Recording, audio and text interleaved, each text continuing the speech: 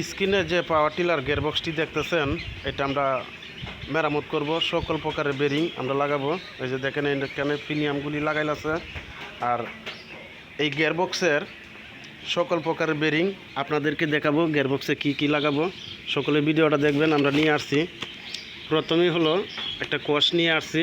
এটা গ্যাকসেডে লাগানোর কাজে ব্যবহার করা হবে। এটা হলো সেকেন্ড শিফট। এরপরে এখানে বেরিং আছে 62 এরপরে গ্যাক সেট নিয়ে আসছি এক সেট। এই যে দেখেন এখানে কিন্তু এটি কিন্তু লাগবে একটা গিয়ারবক্সে। এখানে কারবাঙ্গা শেপ যেটা বলা হয় এটাও নিয়ে আসছি।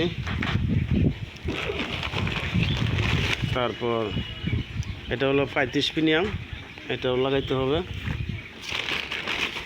তারপর এখানে রয়েছে 30 প্রিমিয়াম, যেটাকে বলা হয় 30 প্রিমিয়ামটা। এই 30-35 প্রিমিয়ামটা একটু পাওয়ার টিলারে বেশি লাগে।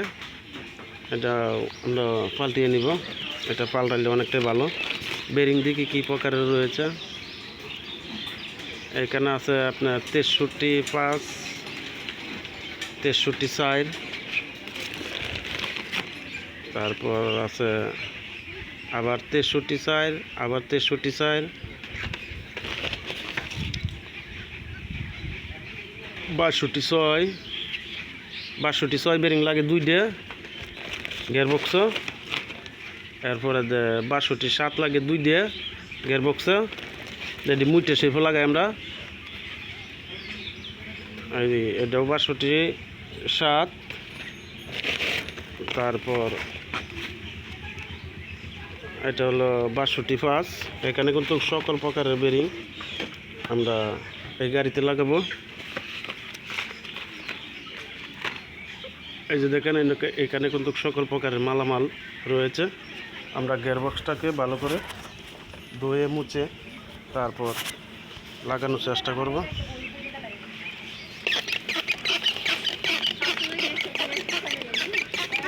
যতবার গিয়ারবক্স ফিটিং করবেন ভালো করে ধুয়ে মুছে কিন্তু ফিটিং করাটাই ভালো। এখানে লাগাইবেন 62-6 বেরিং 6-7। এখানে থাকবে 62-5, এটা হলো কাউন্টার প্রিমিয়াম।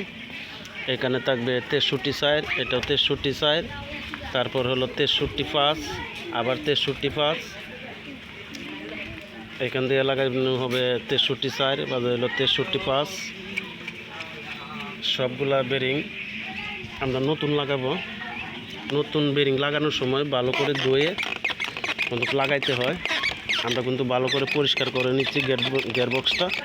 এটা অনেকটা ময়লা ছিল, ময়লা থাকার কারণে কিন্তু বেরিংগুলো নষ্ট হয়ে গেছে, প্রিমিয়াম সব নষ্ট হয়ে গেছে। আপনাদের গিয়ারবক্সও কিন্তু এইভাবে ভালো করে ধুয়ে তারপর যদি ফিটিং করেন তাহলে গিয়ারবক্সটা অনেক দিন লাস্টিং করবে।